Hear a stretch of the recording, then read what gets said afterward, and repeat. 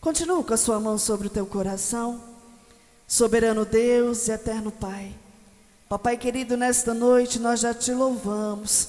Nós já pedimos para o Senhor que nós queremos ser esse santuário puro e santo e verdadeiro diante da tua presença. Papai querido, agora vem a melhor parte, que é o nosso alimento espiritual.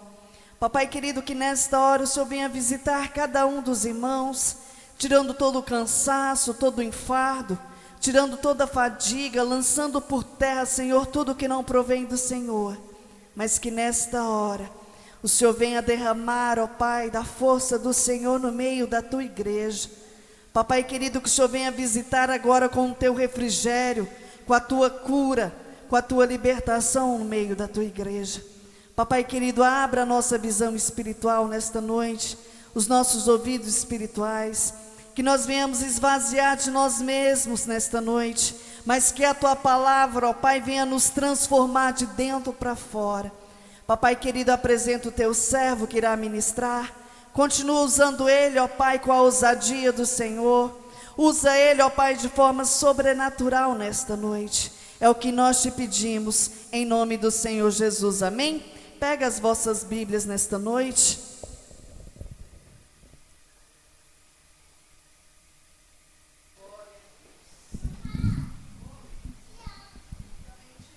Glória a Deus, cumprimento os irmãos com a paz do Senhor.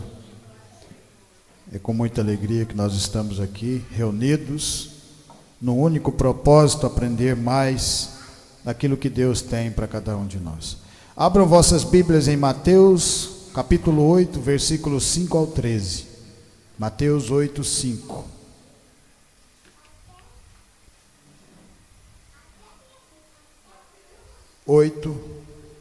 Versículo 5 ao 13.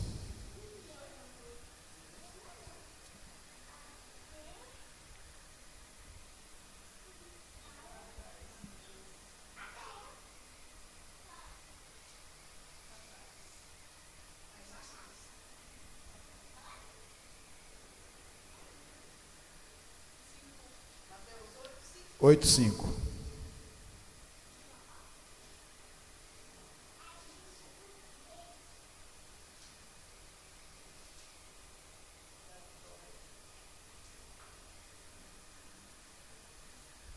Amém? Entrando Jesus em Cafarnaum, dirigiu-se a ele um centurião pedindo-lhe ajuda. Disse: Senhor, meu servo está em casa, paralítico, em terrível sofrimento. Jesus lhe disse: eu irei curá-lo. Respondeu o centurião: Senhor, não mereço receber-te debaixo do meu teto, mas dizer apenas uma palavra e meu servo será curado. Pois eu também sou homem sujeito à autoridade, com soldados sob o meu comando. Diga a um vá, e ele vai, e outro vem, e ele vem. Diga ao meu servo, faça isso, e ele faz. Ao ouvir isso, Jesus admirou-se e disse aos que o seguiam: diga a vocês a verdade, não encontrei em Israel ninguém com tanta fé. Eu digo que muitos virão do Oriente e do Ocidente e se sentarão à mesa com Abraão, Isaque e Jacó no reino dos céus. Mas os súditos do reino serão lançados para fora nas trevas, onde haverá choro e ranger de dentes. Então Jesus disse ao centurião: vá, como você creu, assim acontecerá. Na mesma hora, o seu servo foi curado. Podeis assentar, em nome do Senhor Jesus Cristo. O centurião era um soldado que tinha na sua guarda 100 homens. Ele era romano. O povo judeu não gostava dos romanos, porque os judeus eram escravos. Mas esse homem, ele vence todas as barreiras para procurar aquilo que ele sabia que poderia resolver o seu problema. Preocupado não com ele, mas com seu servo que estava doente. E só dessa preocupação com outras pessoas já agradaria ao Senhor Jesus Cristo. Ele venceu todos os dogmas, todos os preconceitos, porque os romanos tinham os seus deuses que eles adoravam, e ele saiu da sua zona de conforto e foi até o encontro do Senhor Jesus. Mas existia outro porém também, que os judeus não podiam entrar na casa dos gentios, E ao mesmo tempo mostra que Jesus está preocupado conosco, independente daquilo que nós somos. E esse é o verdadeiro sentido da palavra. Não julgar, não olhar as pessoas que estão num momento caídas, tristes, passando por dificuldades, não tendo força de ter Jesus na sua vida, porque talvez ninguém nem apresentou a elas. Porque se tivesse apresentado, talvez essas pessoas pudessem se levantar e caminhar junto conosco. Mas Deus tem o tempo e o momento certo para que tudo aconteça, porque tudo está nas mãos dele. A partir desse momento, o centurião vai atrás do Senhor Jesus e fala: eu não sou digno de que entreis em minha morada, mas diga uma palavra e o meu servo será curado. Reconhecendo os atributos de Deus. E para você e eu reconhecermos e conhecermos os atributos de Deus, nós precisamos de fazer aquilo que nós estamos fazendo aqui agora, ouvindo a palavra. Porque cada vez que nós ouvimos, cada vez que nós nos alimentamos, nós começamos a crescer e a entender o verdadeiro propósito de Deus nas nossas vidas. Jesus Cristo viu aquele esforço, aquele homem, um soldado que tinha nas suas mãos soldados, que tinha nas suas mãos, poderia ser uma pessoa orgulhosa, mas quando ele vai conhecendo o povo de Deus, vai conhecendo a história de Deus, aquilo vai envolvendo o seu coração, e ele começa a ver a diferença, porque o povo só vai ver a diferença dentro do nosso coração, é no meio da caminhada, quando nós não desistimos, quando nós continuamos enfrentando dificuldades, porque nós vamos passar por momentos de dificuldades. Se nós passávamos antes no mundo, por que não podemos passar agora na presença do Senhor? Porque quando nós passamos em dificuldades com Deus, nós aprendemos, nós crescemos, nós nos desenvolvemos. E Deus está dentro do nosso coração, lembra disso. Em Lucas 8:22, a palavra de Deus fala assim, vamos navegar na palavra do Senhor. Lucas 8:22. Lucas 8:22. Certo dia Jesus disse aos seus discípulos: vamos para o outro lado do lago. Eles entraram num barco e partiram. Enquanto navegavam, ele adormeceu. Abateu-se sobre o lago um forte vendaval, de modo que o barco estava sendo inundado. Eles corriam grande perigo. Os discípulos foram acordá-lo, chamando: mestre, vamos morrer. E se levantou, repreendeu o vento e a violência das águas. Tudo se acalmou, ficou tranquilo. Onde está a sua fé? Jesus disse. Perguntou aos seus discípulos. Amedrontados e admirados, eles perguntaram uns aos outros: quem é este que até os ventos e as águas dá ordem e eles lhe obedecem? Onde está a sua fé? Porque Jesus perguntou para os discípulos. Porque Jesus estava no barco dormindo. Seus discípulos já tinham visto o que Jesus poderia fazer, porque estavam caminhando com o Senhor. Ao mesmo tempo mostra que mesmo nós andamos com o Senhor Jesus, haverá momentos da nossa vida que vai haver tribulação, vai haver ventania, mas o Senhor Jesus está no barco conosco. Onde está a sua fé? Onde está a fé de cada um de nós? Porque as dificuldades, quando elas vêm, nós continuamos avançando, significa que nós cremos no Senhor, que nós cremos em Deus, que nós cremos no Teu Filho, que nós sabemos que Ele pode mudar as coisas da noite para o dia, porque foi assim na vida daquele povo, quando saiu da escravidão. Uma noite era escravo, na outra já estavam na liberdade, no deserto, mas estavam na liberdade. Onde está a sua fé? Jesus perguntava para eles. Para que eles confiassem um pouco mais naquilo que era Jesus, na simplicidade e na humildade, fazendo milagre sem pedir nada em troca, porque é assim que é a palavra de Deus, de graça recebemos, de graça nós passamos, porque assim você aprende a confiar em Deus, e Ele começa a transformar a sua vida, através dessas atitudes, desses grandes homens que procuraram o Senhor Jesus, e toda vez que eles procuravam Jesus, Jesus estava com os braços sempre abertos. Até mesmo esse centurião, que nem o nome ficou, mas ficou gravado aqui a atitude dele, de ter saído da sua zona de desconforto, preocupado com seu servo, aonde ele vai atrás de Jesus. Jesus se comove daquela atitude, porque no lugar de outras pessoas, no lugar dele, não iria de maneira nenhuma atrás de um Jesus que estava curando as pessoas, que estava na humildade, porque o povo só quer saber de correr atrás de ouro e de prata, principalmente o romano, naquela época, naquele momento. Aquela atitude mexeu no coração de Jesus, porque aquele servo estava preocupado não com ele, mas com o seu servo que estava na sua casa doente. Porque quando nos preocupamos com outras pessoas, significa que o nosso coração está sendo transformado. Onde está a sua fé? Jesus pergunta para aqueles homens no barco. Eu estou com vocês. E quando Jesus está conosco, não importa se o barco vai de um lado para o outro, não importa que comece a entrar água, saiba que Jesus está dentro e Ele pode fazer um milagre, porque Ele é Deus. Às vezes haverá momentos nas nossas vidas que talvez nós podemos duvidar. É normal, mas continuemos caminhando. Foi assim na vida de Pedro, que negou o Senhor Jesus, mas depois ele voltou mais forte. Em Atos dos Apóstolos, ele começa a fazer milagres.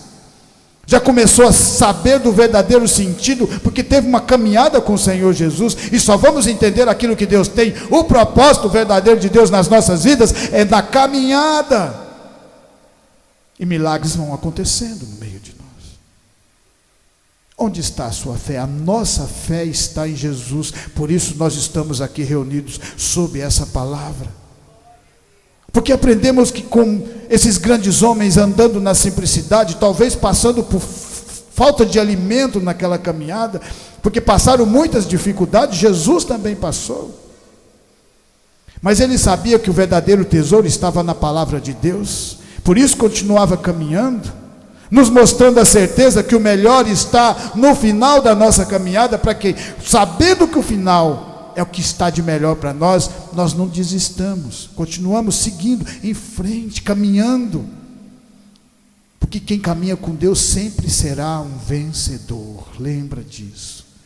Em 1 Samuel 4,12, 1 Samuel 4,12,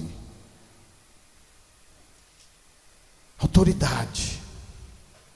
Para você receber a autoridade de Deus, você antes tem que se submeter à palavra do Senhor, aquilo que Deus tem para nós. Naquele mesmo dia, um benjamita correu da linha de batalha até Siló, com as roupas rasgadas, a terra na cabeça, e terra na cabeça. Quando ele chegou, Eli estava sentado em sua cadeira ao lado da estrada. Estava preocupado, pois em seu coração temia pela arca de Deus. O homem entrou na cidade, contou o que havia acontecido, e a cidade começou a gritar. Ele ouviu os gritos e perguntou: o que significa esse tumulto? O homem correu para contar tudo a Eli. Ele tinha 98 anos de idade. Seus olhos estavam imóveis. Ele já não conseguia enxergar. O homem lhe disse: acabei de chegar da linha da batalha, fugi de lá hoje mesmo. Ele perguntou: o que aconteceu, meu filho?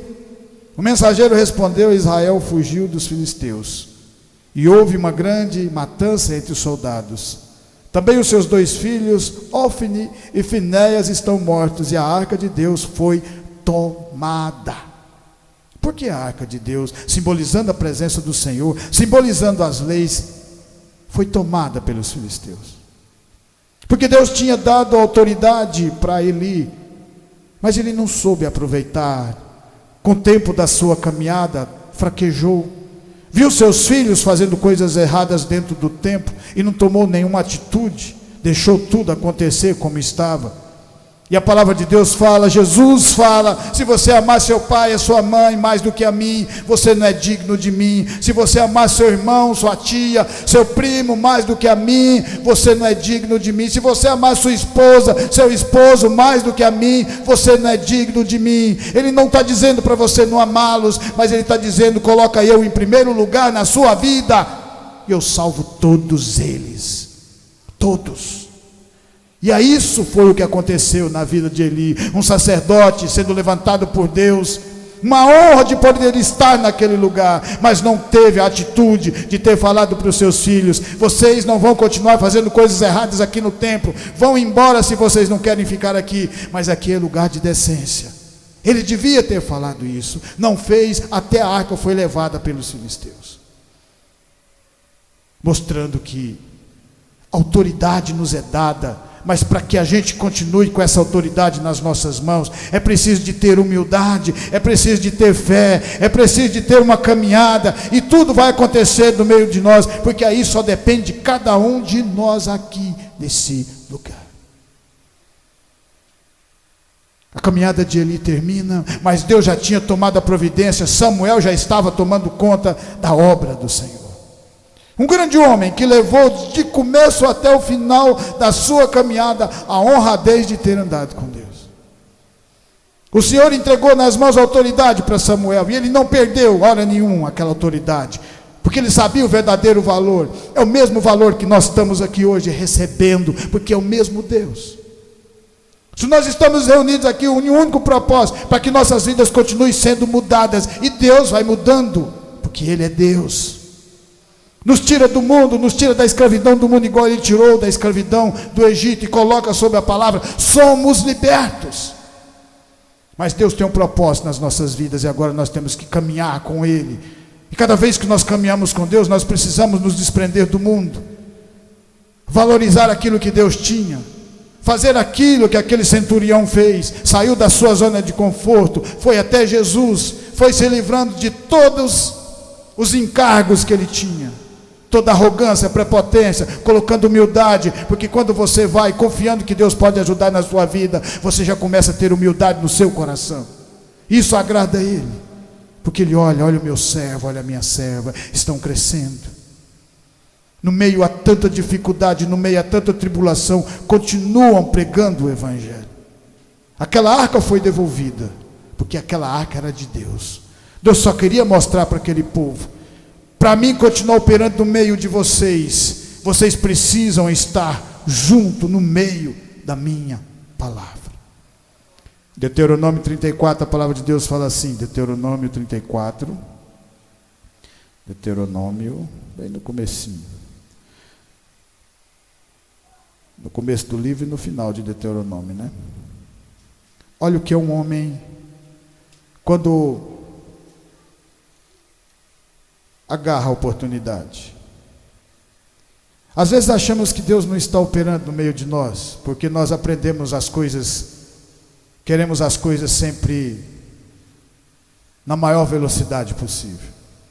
E Deus tem o tempo certo, o momento certo, a hora certa, tudo no seu tempo. Então, das campinas de Moabe, Moisés subiu ao monte Nebo, ao topo do Pisga, em frente de Jericó. Ali o Senhor lhe mostrou a terra toda, de Gileade, Adã, toda a região de Naphtali, o território de Efraim, Manassés, toda a terra de Judá, até o mar ocidental, o Negueb, toda a região que vai do vale de Jericó, a cidade de Pau das Palmeiras, até Zoar. E o Senhor lhe disse: esta é a terra que prometi sob juramento a Abraão, Isaque e Jacó, quando lhes disse: eu a darei a seus descendentes. Permiti que você a visse com seus próprios olhos, mas você não atravessará o rio, não entrará nela. Moisés, o servo do Senhor, morreu ali em Moabe, como o Senhor dissera. Ele o sepultou em Moabe, no vale que fica dentro de Bet-peor. Mas até hoje ninguém sabe onde está localizado o seu túmulo. Moisés tinha 120 anos de idade quando morreu. Todavia nem os seus olhos, nem o seu vigor tinha se enfraquecido. Os israelitas choraram Moisés nas campinas de Moabe durante 30 dias, até passar o período do pranto de luto. Moisés foi um homem assim como nós, que cometeu erros, que nasceu em meio às dificuldades. Só que Deus foi guiando os seus caminhos.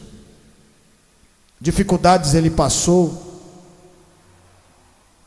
ele acreditou de verdade, Teve que ter um tempo para que a fé crescesse no seu coração e ele soubesse a valorizar mais as coisas de Deus do que aquilo que o mundo tinha a oferecer a ele.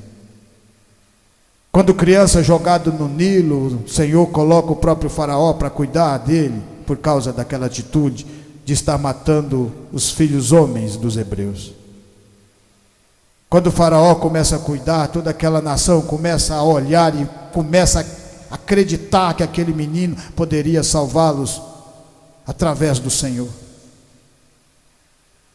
A fé daquele povo escravo estava naquela criança. Ele cresce estudando nas maiores faculdades do Egito. Aprende a valorizar. Escolhe um lado, um caminho. Escolheu o caminho mais fraco, que era o caminho dos hebreus. Escolheu o caminho de dificuldade, a porta estreita, essa mesma porta que também escolhemos, por isso estamos aqui reunidos. Mas essa porta estreita é que nos leva à presença do Senhor. Moisés sabia disso. Tenta fazer justiça com as suas próprias mãos, acreditando na sua força, e Deus mostra: vocês não precisam mais acreditar nas forças de vocês, agora basta acreditar em mim, porque com a minha força é que vocês vencem batalhas. Todos esses grandes homens que andaram com Deus não precisaram de usar a sua força, mas usaram a força de Deus. Foi na vida de Davi, quando derruba Golias com uma pedrinha. E assim Saul ainda queria que ele colocasse a própria armadura de Saul. Ele falou: não vou colocar a sua armadura, eu vou assim, porque quem me defende é Deus. Esse mesmo Deus é o nosso Deus. No começo é difícil de acreditar. Moisés também não acreditou quando tenta fazer a sua justiça matando aquele soldado egípcio. Foge, porque Deus ali tinha mudado o cenário para que ele crescesse e entendesse que Deus que toma conta de cada um de nós, Ele vai mudando o teu derredor. E se você tiver fé no seu coração, você vai crescendo, e crescendo como a árvore da vida. Estava acontecendo na vida de Moisés. E foi justo no deserto, onde não tinha nada, onde não tinha comida, não tinha planta, não tinha água, foi lá que Moisés se desenvolve. Porque o povo de Deus se desenvolve através do maná que cai do céu, através dos milagres que Deus age no meio de nós, no tempo dele. Mais 40 anos na vida de Moisés, ele teve que esperar para estar pronto, para que a sarça ardesse na sua frente, para que o Senhor pudesse falar: Moisés, tira a sandália dos teus pés, porque o lugar que você pisa é terra santa. Esse lugar é terra santa, porque estamos aqui também envolvidos no meio da palavra, e ela fala: onde estiver dois ou mais falando em meu nome, lá eu estou. É só acreditar e saber que Ele está aqui. Para você enxergar de verdade a Deus, você vai ter que passar por as dificuldades que Jó passou, que Abraão passou, que Moisés passou. E não existe nada no mundo mais gratificante você saber que existe um Deus maravilhoso que começa a guiar você.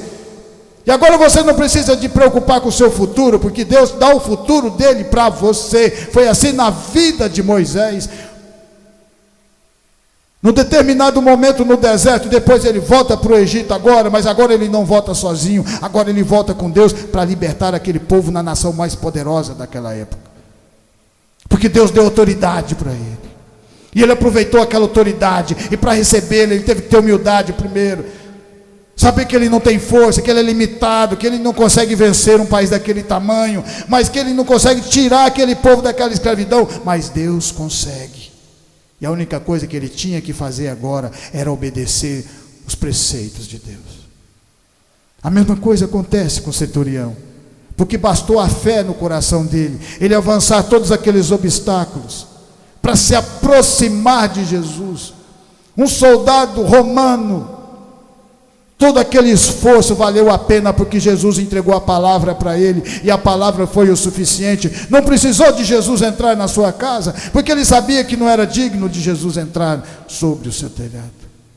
Nós também sabemos que não somos dignos, por isso a graça é de graça, por isso Jesus já fez todo o esforço. E por que nós não podemos nos fortalecer e continuar avançando, avançando, avançando? Aprendendo como os discípulos aprenderam, que tiveram medo naquele barco que estava balançando, e Jesus falou: onde está a vossa fé? Porque para ter fé tem que ter caminhada. Para ter fé tem que ter deserto, mas é no deserto é que o povo fica sabendo que vocês são grandiosos, porque o milagre vai acontecendo é no deserto. Porque a fé do crente cresce é naquele lugar. Moisés durante 40 anos atravessou aquele deserto com aquele povo, no meio a tantas murmurações. E você vê que no final ele estava com 120 anos e com vigor, estava enxergando bem, ele estava andando bem, porque Deus o fortaleceu todo aquele tempo e ainda o levou. Esse é o verdadeiro intuito de cada um de nós. Continuarmos sempre avançando na autoridade do Senhor. Em 1 Reis 18, 1 Reis 18, 1 Reis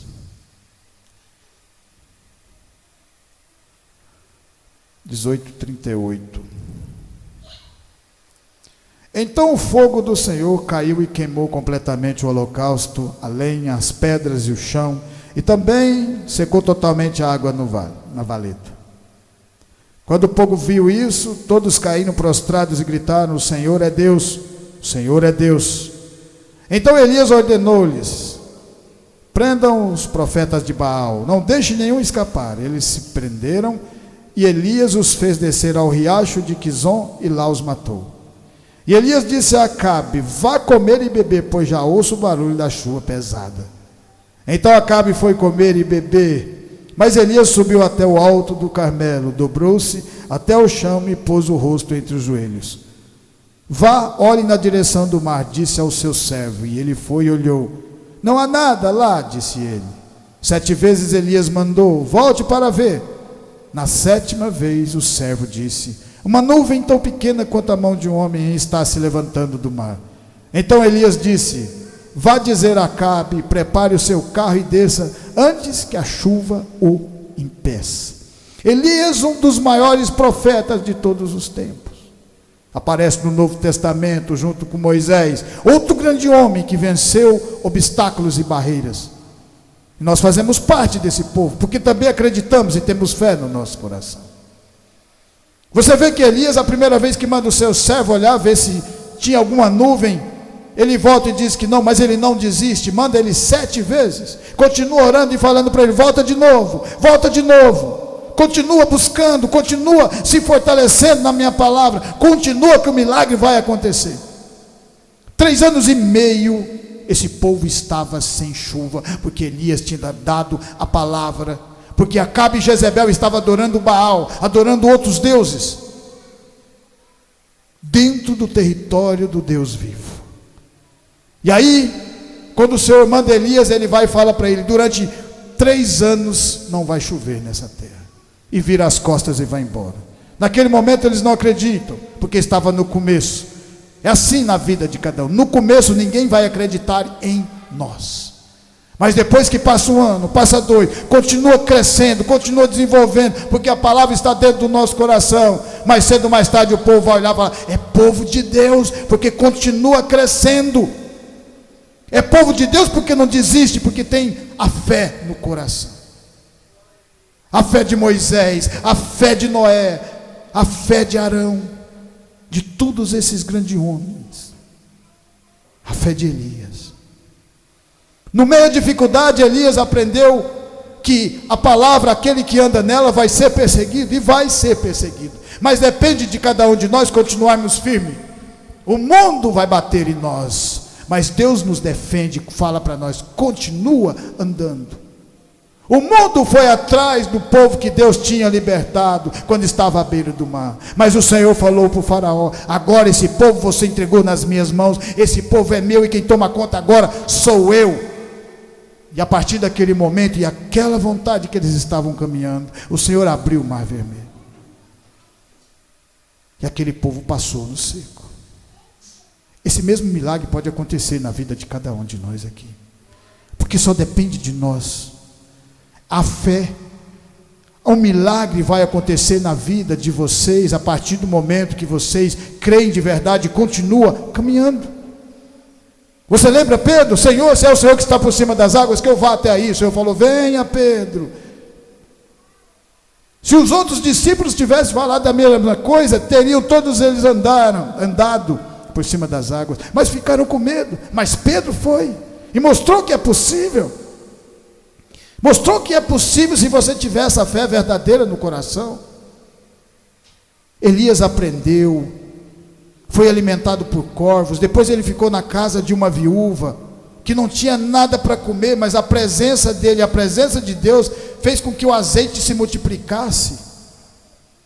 O azeite da botija, o azeite ao Espírito Santo, multiplicando dentro do nosso coração. A partir do momento que nós continuamos reunindo e acreditando de verdade, continuamos crescendo sob essa palavra, Elias vai se tornando forte, aprendendo a confiar em Deus, e você só vai aprender a confiar na caminhada.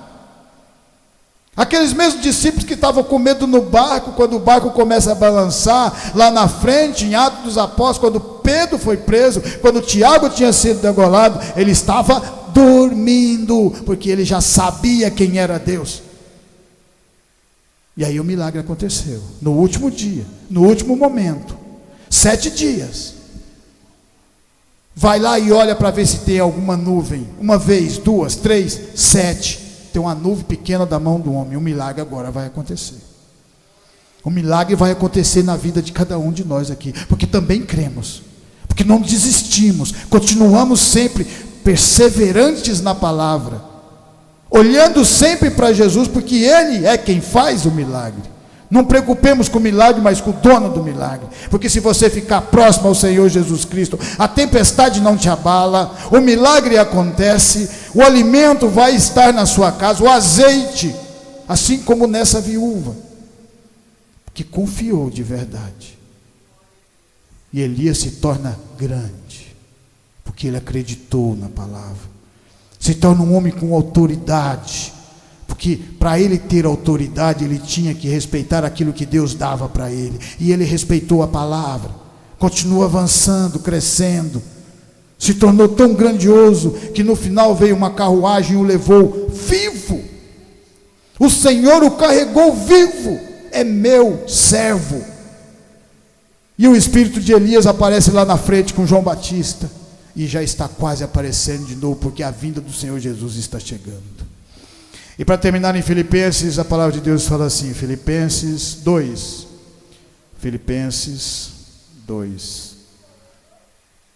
lá no final, Novo Testamento, finalzinho. Filipenses 2, 11. Se por estarmos em Cristo nós temos alguma motivação, alguma exortação de amor, alguma comunhão no Espírito, alguma profunda afeição e compaixão, completem a minha alegria tendo o mesmo modo de pensar, o mesmo modo, um só Espírito, uma só atitude. Nada façai por ambições egoístas e por vaidade, mas por humildade. Considerem os outros superiores a vocês mesmos. Cada um cuide não somente dos seus interesses, mas também dos interesses dos outros. Seja a atitude de vocês mesma de Cristo Jesus, que embora sendo Deus, não se considerou ser igual a Deus.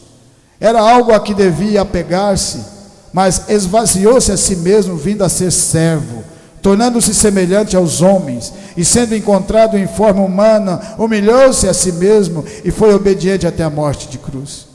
Por isso Deus o exaltou a mais alta posição e lhe deu o nome que está acima de todo nome, para que o nome de Jesus se dobre todo o joelho, nos céus e na terra e debaixo da terra, e toda língua confesse que Jesus Cristo é o Senhor, para a glória de Deus Pai. Humildade. Foi por isso que aquela atitude daquele centurião chamou a atenção de Jesus, porque ele sai da sua zona de conforto, preocupado em ajudar um servo que estava com ele.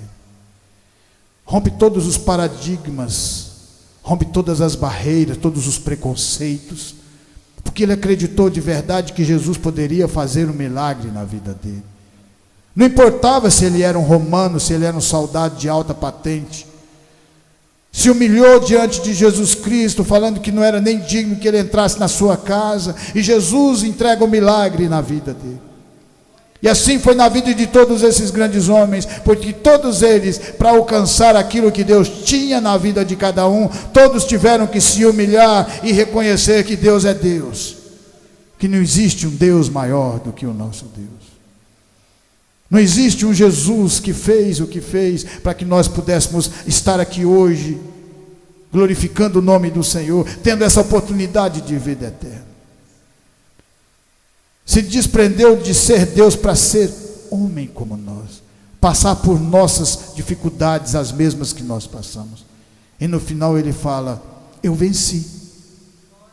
E vocês também podem vencer, porque vocês também são vencedores na palavra, são vencedores em Jesus Cristo. Amém?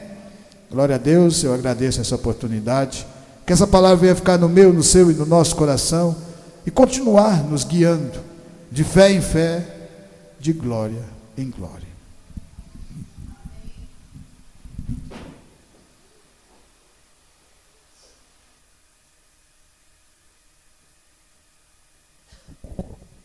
Amém? Glória a Deus. Quem precisa de oração? Então vamos colocar de pé, vamos unir, a nossa fé. Deixa eu só anotar uns nomes aqui e vamos orar.